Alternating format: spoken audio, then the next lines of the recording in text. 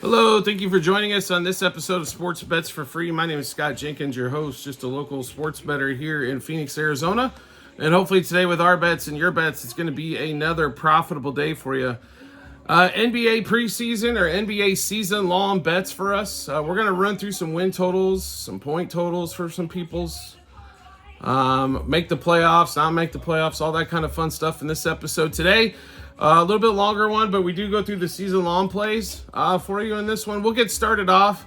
We're actually just going to run through the win totals for the teams here and go through there. And we've got alphabetical order here. So Atlanta Hawks right around 36.5 wins.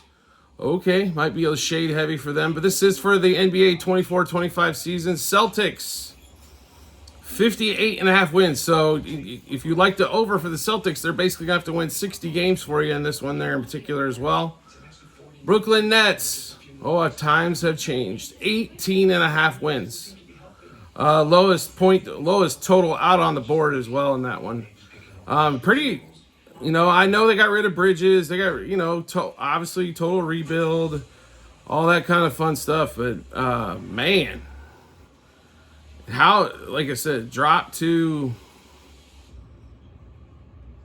18.5 wins. Woo.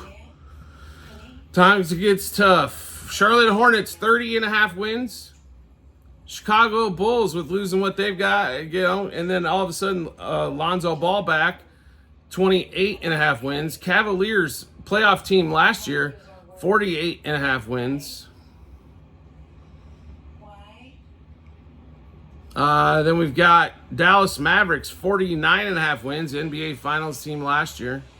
Nuggets, 51.5 wins. Pistons, should be an interesting team this year, 25.5 wins. I don't think they got enough firepower to get to the playoffs. Might have enough to get home there on the win total. Warriors, right around 43.5 wins. And this line's been coming down on the Warriors as well. Obviously losing Clay this offseason and some other issues going on there. Rockets, also at 43.5 wins. Pacers, 47.5 wins. Clippers with the loss of Paul George, down to 39.5 wins. So Clippers predicted to go under 500 and miss the playoffs.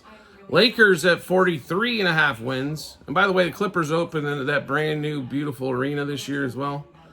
Grizzlies, who are supposed to have Ja Morant back, let's see for how long. Either gets hurt or does something stupid. 47.5 wins. Miami Heat, 44.5 wins.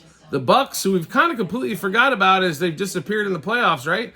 50.5 wins. Timberwolves, with the huge blockbuster trade this offseason, getting rid of Big Cat and taking on Julius Randle and Dante DiVincenzo at 52.5 wins. Pelicans, 46.5 wins. If you could promise me Zion stays healthy for 70 of that, that would be hammer for us, just FYI. Knicks, this line went up. After the trade, it actually went up a game. I was kind of shocked on that one there. 54.5 wins. Thunder, who we loved last year as well, made a boatload off of them. 56.5 wins. Magic, up-and-coming team in the East, 47.5 wins.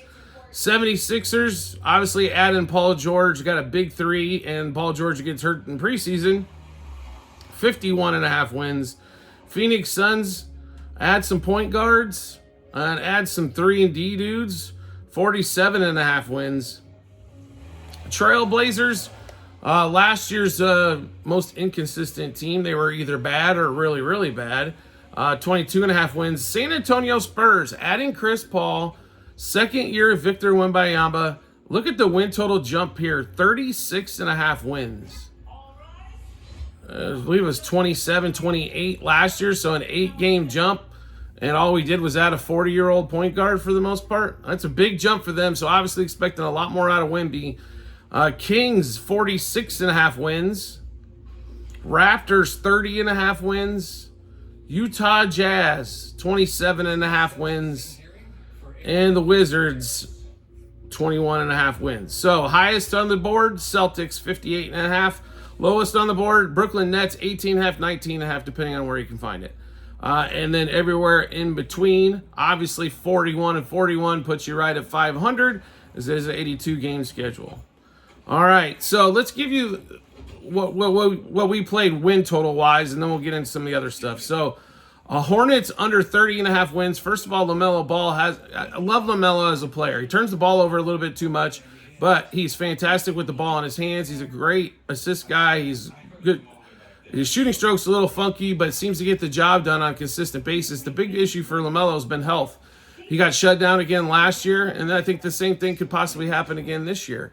If they don't play well and they lose a lot of games and he gets hurt, they just don't shut him down for that. They try to save him, and they'll shut him down for the remainder of the season. So 30.5 wins, 30-52 is a winner in that one, and I think we could easily scoop that one there. Warriors under 44.5 wins. This one kind of hurts the heart a little bit. I'm not going to lie. Love watching the Warriors play. I don't really have a favorite NBA team, but I love watching Steph Curry. Who doesn't? Draymond's always interesting as well. Jonathan Kuminga really took off for him last year, I thought. Clay's obviously gone. They're missing a lot of depth and a lot of pieces on this one. That line has come down, by the way, to 43.5 at a lot of spots. So if you want the under, make sure you can still try to find a spot at 44.5. Grizzlies under 47.5 wins. So Ja Morant can do special things as a basketball player. There's no question about that. I have no denying Ja Morant's talent. Now, sometimes that talent comes with the 10-cent head, so to speak, or injury prone as the dude's up in the middle of the air and he's not that big of a guy. Right? He can do fantastic things. He's one hell of an athlete. But without Ja Morant, I think we all got a taste of what the Grizzlies looked like last year, and it was, oh my God, god-awful. 47.5 wins is a boatload of wins for the West. The West is no joke. I mean, you're looking at teams like the Lakers and the Clippers. The Rockets are going to be much better this year. The Pelicans, I think, are better this year. You still got the T-Wolves, the Thunder, the Nuggets, the Mavs. Suns could possibly be there. We don't think they're going to be there, but you got the Spurs who are up and coming. I mean, you're looking at those win totals, right? And we were just going through those. When you look at the Western teams, I mean, last year, teams that did not make the play-in or the playoffs, the Rockets, they're up to 43.5 wins. The Grizzlies are at 47.5 wins, right? The Pelicans did get in barely. They're at 46.5. The Spurs, who didn't get in, at 36.5. The only team, the lowest team out there is the Utah Jazz, and the Jazz have some weapons with Lauri Markkanen and Colin Sexton on that team. At 27.5 wins is the low win total out there. Compared to the East, that's got the Nets and the Wizards both on that side of the ball, and like the Bulls and the Hornets. I mean, I could almost tell you the bottom five, and we don't even have to play the season in the Eastern Conference. It's not going to be that way out West. So a ton of wins expected there. Knicks under 53.5 wins. This line's at 54.5. We did this one a month before the trade happened. Here's the way I look at the Knicks. They lost a lot of depth. A lot of depth. The one thing the Knicks have had for the last couple seasons, because they've had injuries all over the place, is depth, and more depth. They don't have it this year. They have an excellent starting five. Let's give them credit with Brunson. He's awesome. Miles Bridges, great piece. Josh Hart, best rebounding guard in the game, right? Now you got Cat, who's supposed to play the 5, who's never played a lick of defense in his freaking life, so why would it start this season? He didn't play it with Thibodeau the last time around, right? And then you got OG Anunoby, who, if he stays healthy 50 games, you got something cooking there. Now we got no depth behind him. We got no Hartenstein, no Mitchell Robinson to start off the season. You got Deuce McBride, but you don't have DiVincenzo anymore. Maybe it's addition by subtraction there. To be really honest, don't know. I mean, he did shoot a lot of threes and was pretty popular, but they lost a ton of depth. So 54 wins means 54-28 in the Eastern Conference. I understand that's not well loaded, but they take one injury to Brunson for an extended period of time. That thing should go way under. So under 53.5 wins for the Knicks. Rockets, we love Rockets this year, and Jalen Green is a guy we'll be focused on quite a bit. The Rockets just look primed and ready to go. Fred VanVleet, I think this is his last year of he's got a mutual option the following season. But Van Vliet played pretty well last year. He got this Rockets team that's young. Amen Thompson can rebound. They've got, then Shinjun, the interior presence. He's got to get a little bit better. I mean, skill-wise all the way around, defensively and offensive side of the ball. But they had a stretch there where they were pushing to make it into the playoffs or into the play-in. And then, they got young at the end of the season, and all of a sudden here come the Warriors and the Lakers, right? But they looked really, really strong there for a while. So we like the Rockets over 43.5 wins. We're also going to take the Rockets to make the playoffs. That was plus money as well. And just heads up for everybody on make the playoffs. Playoffs is not the play-in. So the playoffs means they finish in the top 8. And they make it actually into the first round of the playoffs. Okay, so if they finish at the 7, 8, 9, 10 seed, if they're not in the top 6, you have to wait and see if they fall into the 7, 8 and actually play in the playoffs. Grizzlies, no playoffs. That was big plus money there. Like I said, if John Morant goes down for any extended period of time, I'm not a Marcus Smart guy. He's not a guy that's going to lead your team. Name 2 other guys. Jared Jackson? Okay, he disappears more than any other big man I've ever seen. He just disappears into the night. Like, he misses his first few shots and he's done for the day. Here's one that might shock most. This is the Phoenix Suns, no playoffs. Here's my thought behind this. Last year, Kevin Durant was the healthiest he's been in 5+ years. Bradley Beal and Devin Booker showed a lot of injuries on their side of the ball. A lot of injuries. And Booker's already got a sore ankle to start this one off. Right? And he's already missing preseason games. I understand it's preseason, yada, yada, yada, right? Not a big deal. They don't, it's preseason games. They're not going to do anything. Okay.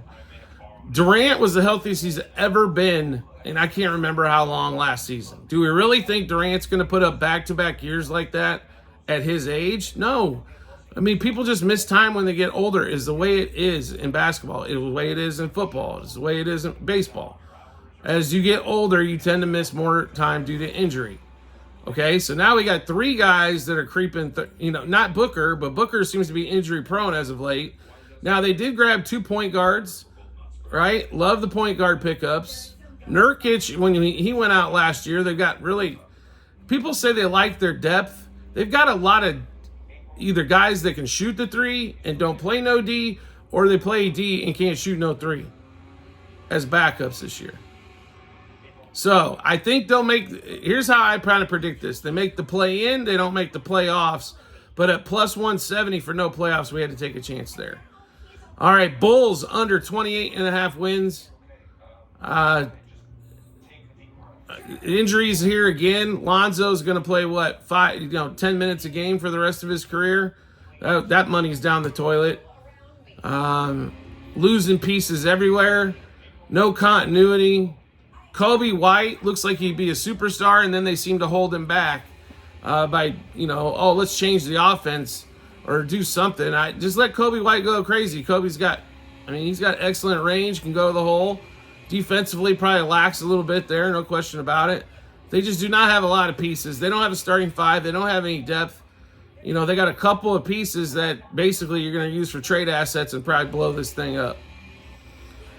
Pacers over 47.5 wins. Really like this one here. I think the Pacers have a good chance to win 50+ here. Cover this thing by a few games. And that one there. Tyrese Halliburton, obviously. Miles Turner had a good year when Halliburton played. Siakam was a mid-season piece. That fit in kind of okay. They're still trying to figure it. Siakam's a guy that needs to be ball dominant. Halliburton's obviously going to be ball dominant. We expect some improvement from the young guys, right? Mathurin and some of the other young guys to really improve this year and help that team get over 47.5 wins and cash that ticket there.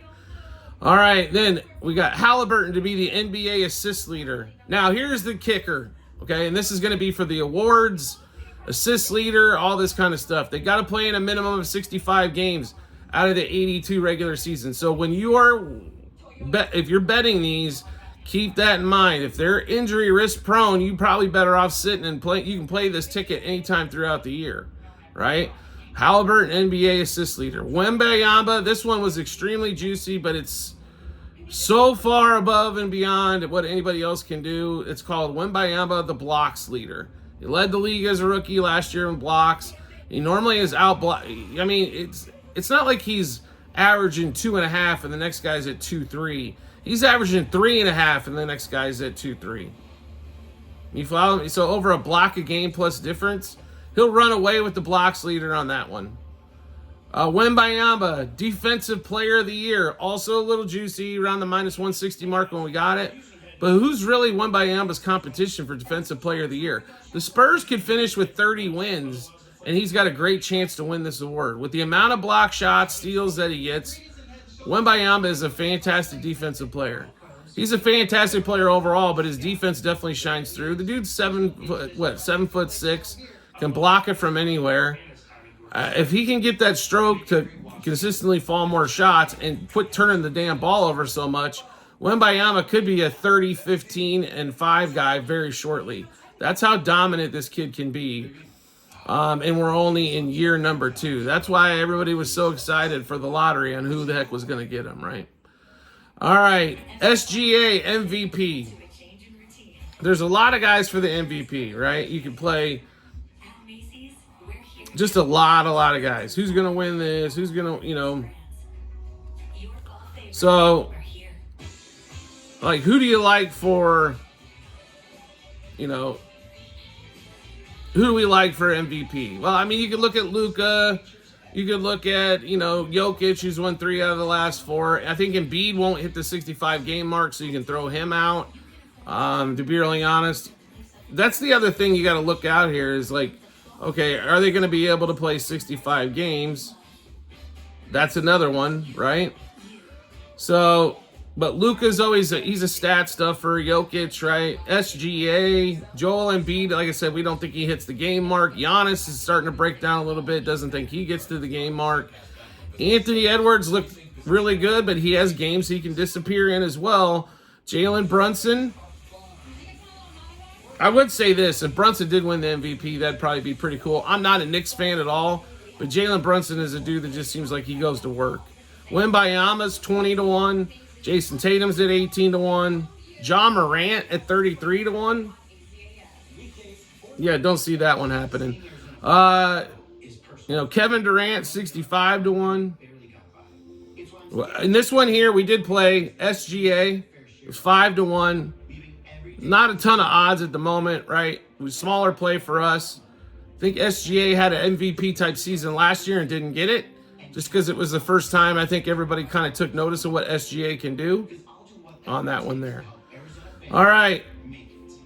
Just a few plays left for us here in the NBA. And by the way, we will have a college basketball show before the season gets started there. But since the NBA is starting next week, we wanted to get this out as soon as possible. Jalen Green, we've got a couple of different bets. 23 point per game average and 24. 24 was almost 5-1. 23 plus 150. Jalen Green has the ability, honestly, to make 4+ threes a night and to average closer to 30. He just has to stay away from the turd game where he's 0 for 12 from three-point land. Go to the rim. He's got unbelievable skills going to the hole. And he's got game. He can shoot from distance. Mid-range and making some free throws wouldn't hurt, right, for his point per game average. But expect Jalen Green to have a big bump. As he's got athleticism for days and range to boot. So 23 points per game and 24 points per game average. And then the last guy on our list is Cade Cunningham at 24 points per game. I love Cade.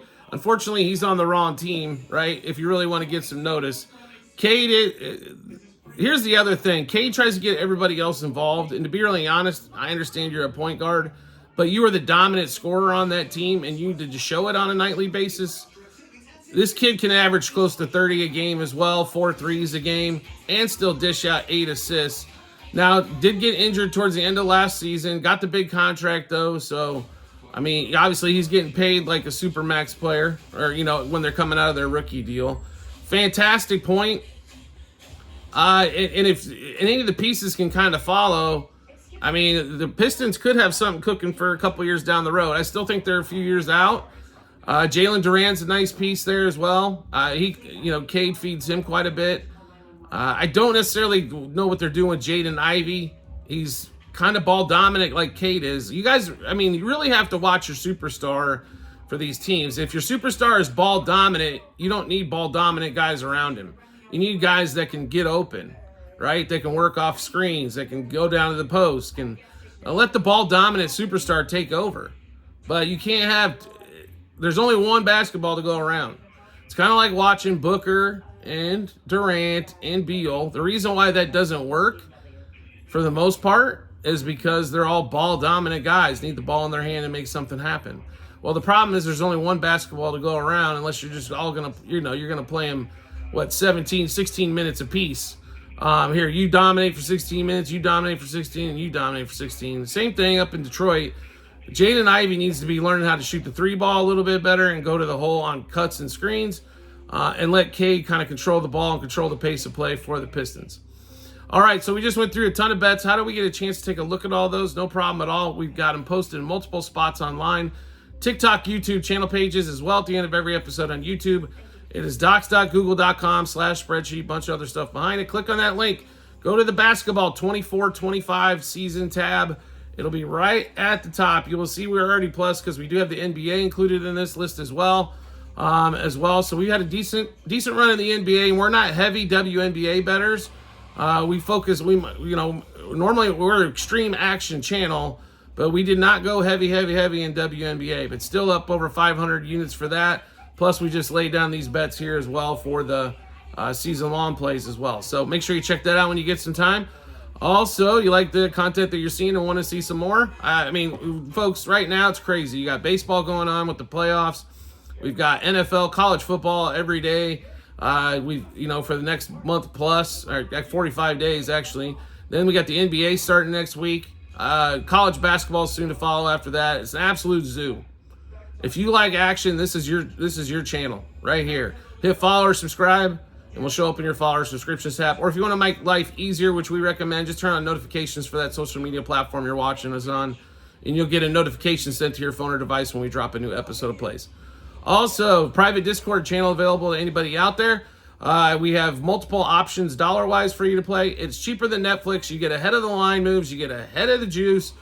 So you're going to save money and make money all in the same crash. So we have not had a losing season in any sport, and I can't tell you how long. Now, some are a little thinner than others and have been, but we've had fantastic runs, baseball, basketball, football. It's been really, really good.